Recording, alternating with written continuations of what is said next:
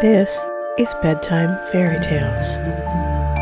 Our first tale comes to us from the Violet Fairy Book. The Tale of the Enchanted Knife.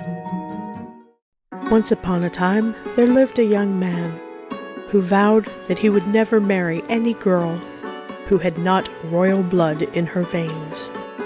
One day, he plucked up all his courage and went to the palace to ask the emperor for his daughter.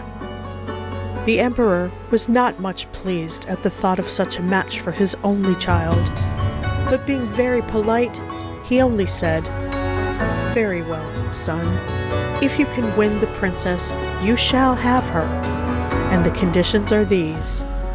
In 8 days, you must manage to tame and bring to me 3 horses that have never felt a master. The first is pure white, the second a foxy red with a black head, the third coal black with a white head and feet.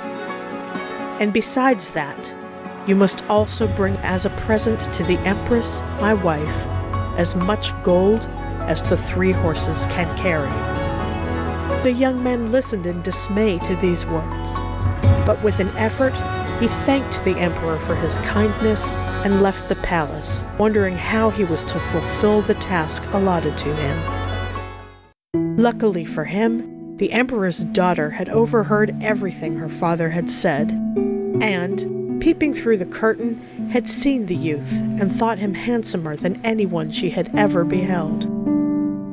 So returning hastily to her own room, she wrote him a letter, which she gave to a trusty servant to deliver, begging her wooer to come to her rooms early the next day and to undertake nothing without her advice, if he ever wished her to be his wife. That night, when her father was asleep, she crept softly into his chamber and took out an enchanted knife from the chest where he kept his treasures, and hid it carefully in a safe place before she went to bed. The sun had hardly arisen the next morning when the princess's nurse had brought the young man to her apartments. Neither spoke for some minutes, but stood holding each other's hands for joy, till at last they both cried that nothing but death should part them. The maiden then said, "Take my horse, and ride straight through the wood until the sunset, till you come to a hill with 3 peaks. When you get there, turn first to the right and then to the left, and you will find yourself in a sun meadow where many horses are feeding. Of these, you must pick out the 3 described to you by my father.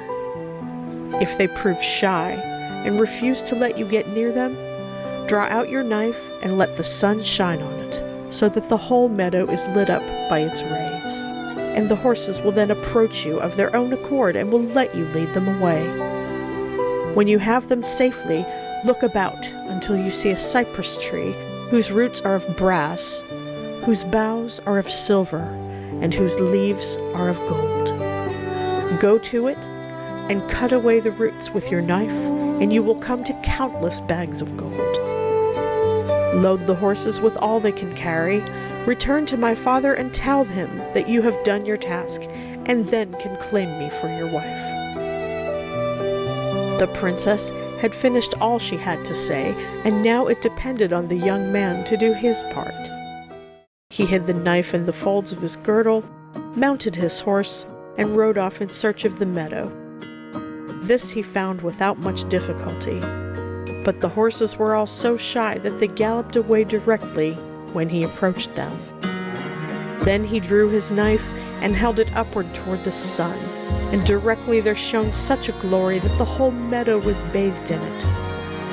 From all sides, as the horses rushed pressing round, and each one that passed him fell on its knees to do him honor. He only chose from them the 3 that the emperor had described.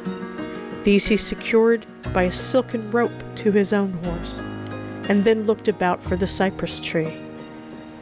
It was standing by itself in one corner, and in a moment he was beside it, tearing away the earth with his knife. Deeper and deeper he dug, till far down, below the roots of brass, his knife struck upon the buried treasure, which lay heaped up in bags all around. With a great effort, he lifted them from their hiding place and laid them one by one on his horses' backs.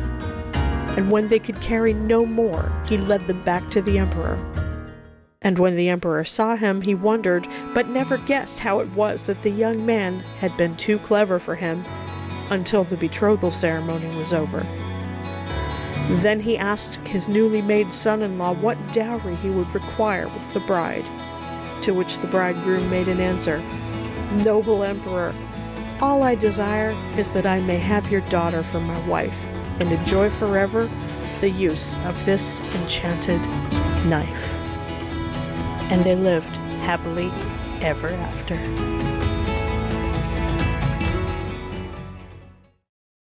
This has been Bedtime Fairy Tales.